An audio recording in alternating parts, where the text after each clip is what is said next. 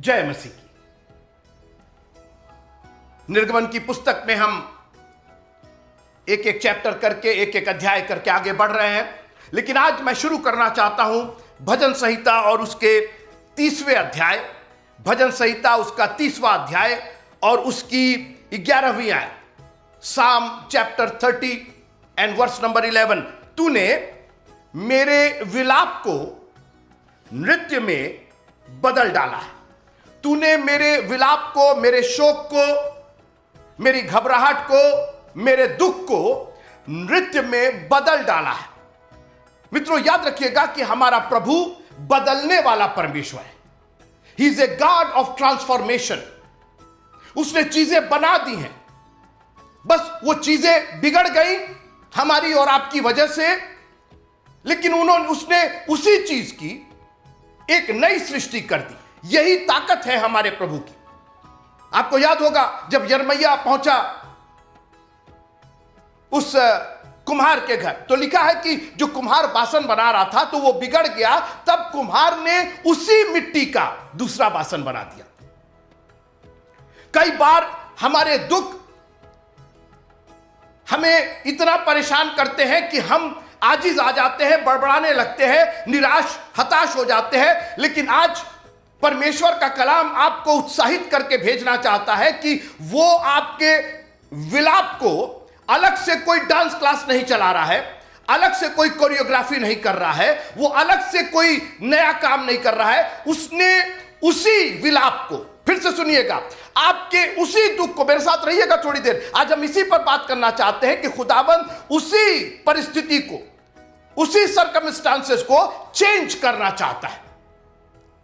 कहीं बाहर से कुछ नहीं है। हमारी प्रॉब्लम ये, हम इधर उधर देखने लगते हैं, यहां से आ जाएगा, वहां से मिल जाएगा, ये हो जाएगा। नहीं, खुदाबंद God is going to change the same thing that has been bothering you. जो परिस्थितियां, जो दुख आपको परेशान किया हुआ, अब आप मेरे साथ आइए निर्गमन की पुस्तक और उसका पहला अध्याय। जी हां, आपके सामने पढ़ा तो गया निर्गमन दूसरा अध्याय, लेकिन मैं पहले अध्याय की आखिरी आयत से शुरू करना चाहता हूं। बड़ी कोशिश किया मिस्र के राजा फिरौन ने, दुख दे देकर, बेगारी करवा कर इनके फैलाव को रोका जाए, मगर उल्टा ही होता जा रहा है। जो जो वो दुख देते जा रहे हैं, त्यों त्यों वे बढ़ते जा रहे हैं। इब्री भाइयों को, मिडवाइफ्स को यूज किया, लड़कों को मार डालो, वो भी कामयाब नहीं हुआ, पीछे पड़ा हुआ है। और मैं आज आपसे बहुत व्यक्तिगत बात करना चाहता हूं कि हम में से कोई ऐसा नहीं है जो दुखों से बिल्कुल अलग हो, जिसके यहां कोई ऐसी परिस्थिति ना हो। बहुत व्यक्तिगत कई एक दुख है मित्रों, आप किसी और से कह नहीं सकते, और एक दुख जाता है और दूसरा चला आता है। And that's why you need God in your life all the time।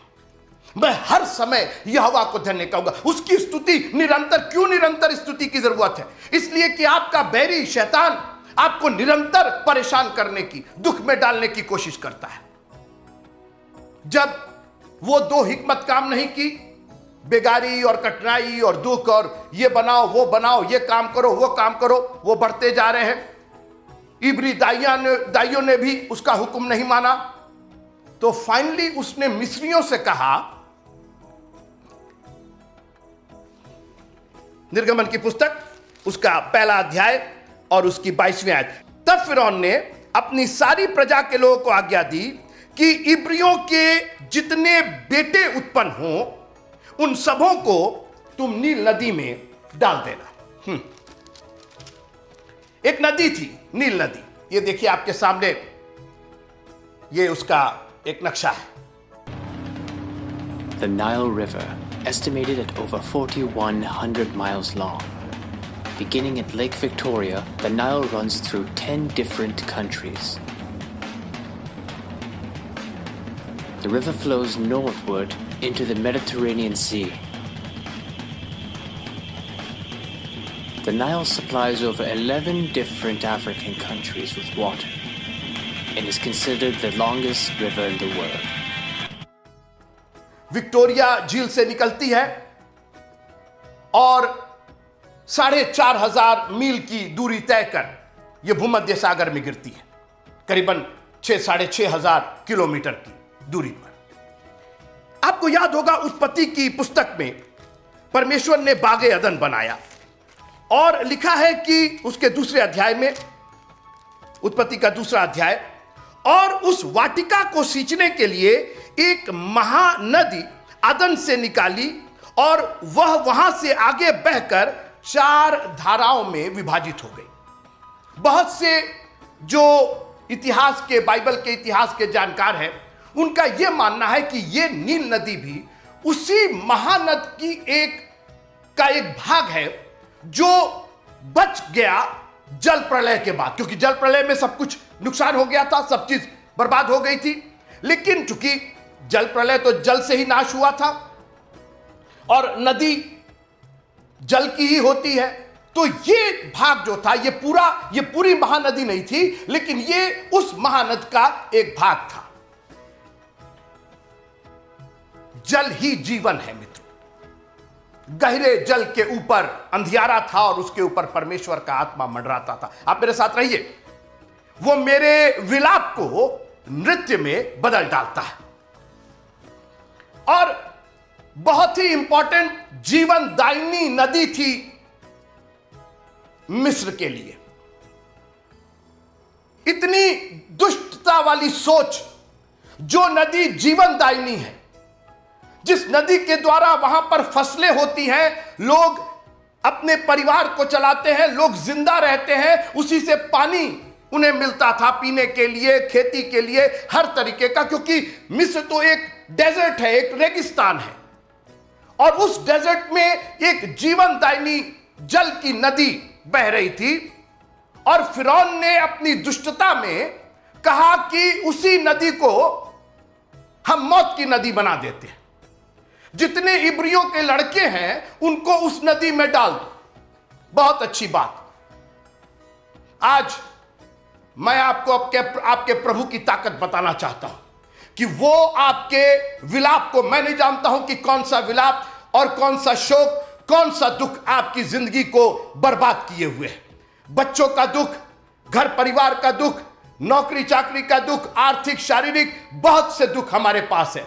मगर आज चैलेंज इस बात का है कि हम एक ऐसे खुदावंद को मानते हैं जो हमारे दुखों को ही खुशियों में तब्दील करने वाला प्रभु है। वो अलग से कहीं खुशी नहीं लेकर के आएगा, वो उसी दुख को, that's what the might and all might of my God is. मेरे प्रभु की यही सर्वशक्तिमान ताकत है कि वो उसी दुख को बदल करके हमारे और आपके लिए खुशियों की बारिश करेगा।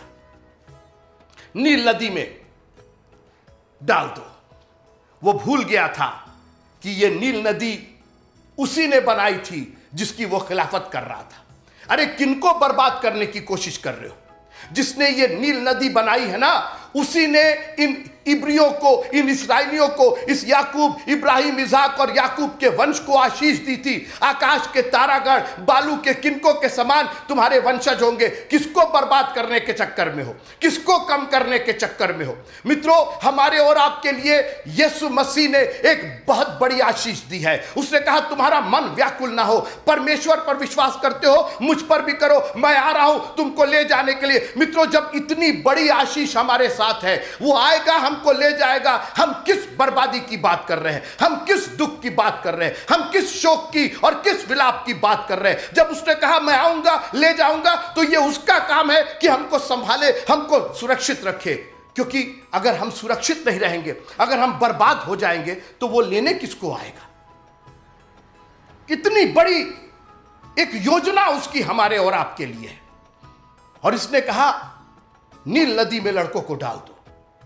मगर वो भूल गया कि जो मंशा उसने हानि की थी, उसी को प्रभु ने, यहोवा परमेश्वर ने लाभ के लिए कर दिया। और इस बात का जिक्र 50वें अध्याय, उत्पत्ति का 50वां अध्याय मैं पढ़ना चाहता हूं। उत्पत्ति का 50वां अध्याय, जहां पर यूसुफ अपने भाइयों से बात कर रहा है।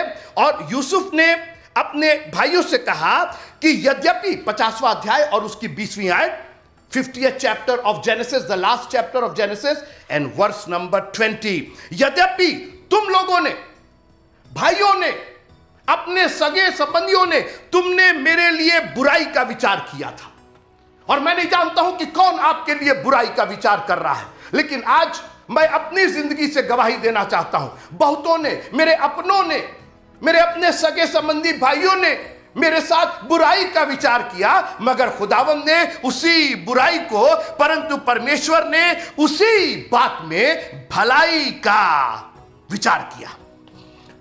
तुमने तो बुराई का विचार किया, मगर परमेश्वर ने कहा इसी बात में, यही यूसुफ था जिसको तुमने बेचा था, यही यूसुफ था जो पोतीफर के घर में लांछन के द्वारा निकाला गया और बंदी गृह में रखा गया। 2 साल वो बंदी गृह में रहा, यही यूसुफ था। तुमने बुराई और हर बार बुराई सोची, मगर खुदावंद ने उसी यूसुफ को, कोई दूसरा यूसुफ नहीं पैदा किया। कह रहे कोई बात नहीं, वो यूसुफ तो बेच दिया गया, वो तो गुलामी में चला गया, वो तो पोतीफर के यहाँ है, अब उसको तो वो तो कुछ कर ही नहीं सकता है, वो तो अब मिनिस्ट्री में आ ही नहीं सकता है, वो तो एक मिस्री के यहाँ रह रहा है, एक गुलाम की हैसियत से रह रहा है, वो क्या प्रचार करेगा, वो क्या चर्च बनाएगा, वो क्या लोगों को। परमेश्वर ने उसी बुराई को भलाई में बदल दिया। वही नील नदी जिसमें वो उसने कहा लड़कों को डाल दे। बहुत अच्छी बात। परमेश्वर, याद रखिएगा, our God is a God that loves challenges. हमारे प्रभु को चुनौतियां बहुत अच्छी लगती है। ये तो मैंने अपनी जिंदगी में पहचाना है। जब कहीं से कोई आसरा और भरोसा नहीं दिखाई देता, जब हमारा विलाप इतना बढ़ जाता है कि विलाप के आगे हमें सिर्फ विलाप ही दिखाई देता है, खुदावंद कहता है वेरी गुड, अब मैं इसी विलाप को नृत्य में बदलूंगा, तुम्हारे डांस में बदलूंगा। I will turn your morning into dances. Hallelujah. मैं नहीं जानता हूं कि किस प्रभु की आप उपासना कर रहे हैं। क्यों नहीं अभी तक आपकी ये मॉर्निंग, आपका ये शोक, आपका ये विलाप अभी तक आपके डांस में क्यों नहीं तब्दील हुआ है? अगर आप सच्चे प्रभु के मानने वाले हैं तो आपके उसी विलाप को ये बदल करके आशीषों का सोता बना देगा। जी, उसी नील नदी में आपने दूसरा अध्याय पढ़ा, सुना आपने, वो कहानी भी आपने सुनी। एक लेवी के वंश ने लेवी की स्त्री को ब्याह लिया, और मैं अगली बार और डिटेल में जाऊंगा मूसा की जिंदगी के बारे में, लेकिन आज मेरा विषय यही है कि वो हमारे विलाप को नृत्य में बदलता है। मैं नहीं जानता हूं कि कितना विलाप आपकी जिंदगी में है, लेकिन मुझको एक चीज मालूम है कि वो मेरे, और मित्रों, मैं किसी किस्से कहानी की बात नहीं कर रहा हूं, मैं अपनी जिंदगी की बात कर रहा हूं। मेरी जिंदगी में भी बहुत शोक आया था, बहुत विलाप आया था। मेरे अपनों ने, मेरे अपने रिश्तेदारों ने, मेरे बहुत करीबियों ने मुझे छोड़ दिया, धोखा दे दिया मित्रों, और मैं भी विलाप में चला गया था, मैं भी डिप्रेशन में चला गया था, मेरे पास कोई सहारा नहीं था। लेकिन मैंने कहा ना कि जब ऐसी परिस्थिति हो तो उसको खुदावंद एक चुनौती के रूप में लेता है। तुमने तो बुराई का विचार किया था, मगर परमेश्वर ने उसी में भलाई का विचार किया है। परमेश्वर ने इस बासन को जो बिगड़ गया था, उसने इसी मिट्टी का एक दूसरा बासन बना करके रख दिया है। एक गोलियात नाम का बहुत बड़ा जायंट था।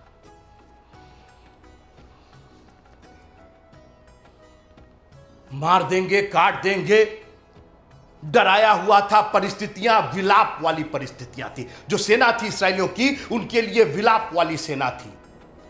लेकिन शायद गोलियात भूल गया था कि ये इस्राएली उस प्रभु के मानने वाले हैं जो हमारे दूसरों के बुरे विचार को भलाई में बदल देता है।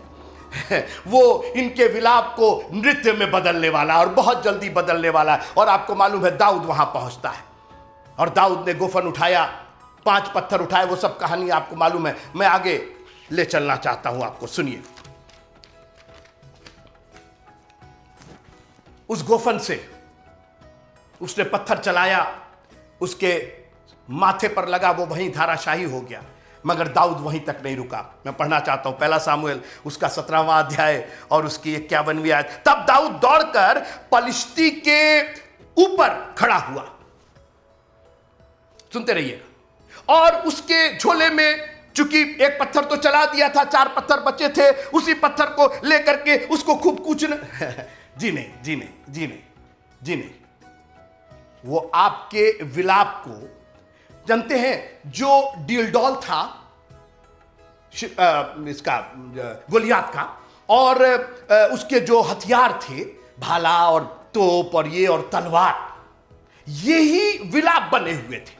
यही डर का कारण, विलाप कहां से आता है? डर होता है तो विलाप हो जाता है। यही विलाप का कारण, शोक का कारण, डर का कारण, भय का कारण बने हुए थे। परमेश्वर ने कहा मैं उसी विलाप को, ना ना ना ना, अलग से नहीं, मैं उसी विलाप को नृत्य में बदलूंगा।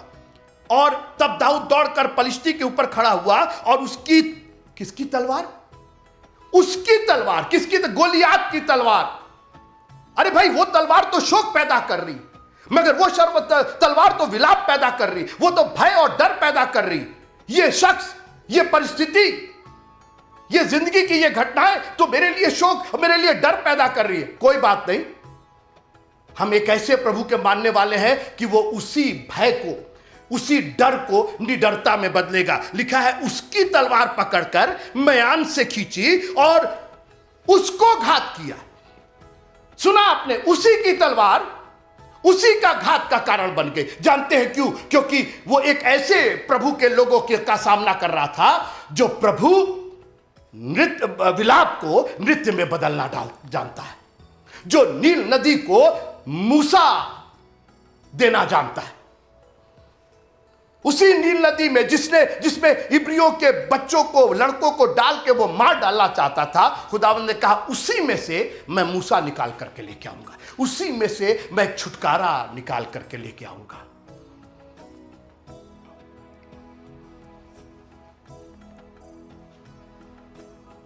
चूमा लेकर के पकड़वाया। विचार था विरोध का, विचार था पकड़वाने का, विचार था बुराई का, मगर उसी चूमने ने, जिसको उसने पकड़वाने के लिए इस्तेमाल किया, वही चूमा बहुतों के लिए छुटकारे का कारण बन गया। हमारे और आपके लिए वो छुटकारे का कारण बन गया। ले गए उसको पिलातुस के दरबार में, क्रूस दो, क्रूस दो। पिलातुस ने कहा कोई बात नहीं, इसको पिटवा करके, इसको कोड़े लगवा करके छोड़ देते। सोचा बुराई था। मित्रों, वह हमारे विलाप को नृत्य में बदल डालता है। उन लोगों ने सोचा कि इसको कोड़े लगा दो, कोड़े लगा दोगे तो शायद ये शांत हो जाएंगे, कोड़ों से इसका शरीर छल्ली कर दो। मित्रों, एक एक कोड़ा जो उसको पड़ रहा था, वो मेरे विलाप को नृत्य में बदल रहा था। Every whip that was lashing on the back of Jesus, जो उसने बुराई के लिए सोचा था, जो उसने उसको दर्द देने के लिए सोचा था, उसी दर्द ने मेरे दर्द को आराम दिला दिया। एक एक कोड़ा मेरी बीमारी का इलाज बन गया। मित्रों, एक एक whip, एक एक कोड़ा जो उसके पीठ पर पड़ रहा था, 39 कोड़े कहते हैं, और 39 तरह की बीमारी, एक एक कोड़ा हमारे लिए नजात बन गया। मित्रों, हमारे लिए शारीरिक आपदाओं से, शारीरिक बीमारियों से छूटने का एक कारण बन गया। हमारे विलाप को उसने नृत्य में बदल डाला। क्रूस पर लटका दिया, कीलों से ठोक दिया। जब सब हो गया तो सूबेदार आया, देखे ये मरा है कि नहीं मरा है। क्रूस पर चढ़े हुए एक इंसान, जो पीठ पर जिसके कोड़े हैं, सर पर कांटों का ताज है, मुंह पर थूका गया। एक एक दुख जो उसको दिया जा रहा था, मित्रों, मेरे और आपके लिए वो नृत्य का कारण बन रहा था। I can dance this morning and this moment because he has turned my morning into dance. उसके मार खाने से, उसके दुख उठाने से मेरा दुख दूर हो गया। मित्रों, पिलातुस ने सोचा कि ये कोड़े इनको मार दे। वो सोच भी नहीं पाएगा कि ये कोड़े दुनिया के लोगों के लिए चंगाई की वजह बन जाएंगे। सूबेदार ने उसके पांजर में भाला छेदा। सोचिया कितना दुख, कितना विलाप। ये क्या कर रहे हो? अरे जो आदमी ऑलरेडी क्रूस पर चढ़ा हुआ, जिसको तुमने इतनी यातनाएं दी हैं, उसे सोचा कि भाला मार देते हैं, एक और दुख दे देते हैं। क्या तुम दुख दोगे? वहां से लहू और पानी की धार बह निकली मित्रों। वो लहू और पानी की धार मेरा और आपका नजात था। लहू की आखिरी बूंद उसने बहा दी। सूबेदार ने तो सोचा कि सूबेदार अपनी बुद्धि लगा रहा था, देखे ये मरा है कि नहीं मरा है, लेकिन खुदावंद ने उसी सोच को हमारी और आपकी नजात में बदल करके रख दिया। फिरौन, तुम सोच रहे हो कि नील नदी में डालने से इब्रियों के बच्चे खत्म हो जाएंगे, इब्रियों का फैलाव खत्म हो जाएगा, उनकी बरकतें सिकुड़ जाएंगी। तुम गलत हो। तुमने एक चैलेंज दिया है, एक चुनौती दिया है, और आज अपनी समस्याओं से कह दीजिए, समस्याओं, तुमने गलत आदमी को चुनौती दी है। मैं एक ऐसे प्रभु का मानने वाला हूं, मैं एक ऐसे प्रभु की मानने वाली हूं जो चुनौतियों का प्रभु है, जो चुनौतियां स्वीकार करता है। वो हमारे विलाप को नृत्य में बदलेगा। हमें अलग से कोई डांस नहीं सिखाएगा, लेकिन मेरी परिस्थितियां वो बदल करके रखेगा। यहोवा परमेश्वर ने उसी आग को जो शद्रक और मेशक और अबेदनगो की हानि के लिए तैयार की गई थी, 4 गुना धधकाई गई थी, उसकी विकरालता बढ़ा दी गई थी। खुदावंद ने कहा एक काम करते हैं, बाहर बचाए तो क्या बचाए, इसी आग में जो इनकी बुराई के लिए, इनको बर्बाद करने के लिए, इनको नष्ट, इनको जलाने के लिए जो है, मैं इसी के अंदर एक उद्धार पैदा करना चाहता हूं। परमेश्वर का एक पुत्र वहां पर मौजूद हो गया। जो शेर का गड्ढा खोदा गया था डैनियल के लिए कि उसके अंदर बर्बाद कर दिया जाएगा, नाश कर दिया जाएगा, शेर हड्डी की हड्डी चबा जाएंगे, उसी गड्ढे को, उसी शेर के गड्ढे को खुदावंद ने पुलपिट बना करके रख दिया, प्रचार का एक माध्यम बना दिया। मैं जानता हूं कि कितना शोक है आपके अंदर, और शैतान ने आपकी जिंदगी को शोक से भरा। मित्रों, अगर शोक है, दुख है, अगर परिस्थिति आपके विपरीत है, तालियां बजाना शुरू कर दीजिए, आनंद और आनंदित और मगन होना शुरू कर दीजिए। आपका छुटकारा निकट है, आपको एक नजात मिलने वाली है। खुदावंद आपके विलाप को नृत्य में बदलने वाला है। बहुत अच्छा, तुमने नील नदी में डालने के लिए कहा ना, तो इस इब्री स्त्री ने कहा बहुत अच्छा, हम नीली नदी में डाल देते हैं। मूसा को उसने एक टोकरी बनाई और नील नदी में ही डाल दिया। खुदावंद ने कहा उसी नील नदी से मैं छुटकारा निकाल करके, जिस नील नदी को तुमने एक मौत की नदी बनाई, उसी नदी को मैं एक जीवन की नदी बना देता हूं। वहीं से छुटकारा आएगा। और फिरौन, तुमने जो सोचा उसको मैंने पलट करके रख दिया, क्योंकि मेरी बरकतें तुम्हारी श्राप से, तुम्हारी बुराई से कहीं बड़ी हैं। और आज मैं आपको चुनौती देना चाहता हूं, जा तू भी ऐसा ही कर, जा प्रभु पर विश्वास कर। आप भी कर सकते हैं। You are valuable, he died for you and me. आपकी जो कठिनाइयां और परेशानियां हैं, दुआ कीजिए, खुदावंद इसी कठिनाई और परेशानी को जिंदगी बना दीजिए, मेरे लिए एक मौका दे दीजिए, एक अवसर बना दीजिए इसको, ताकि मैं तेरी व्यवस्था की अद्भुत बातों को देख सकूं। जय मसीह।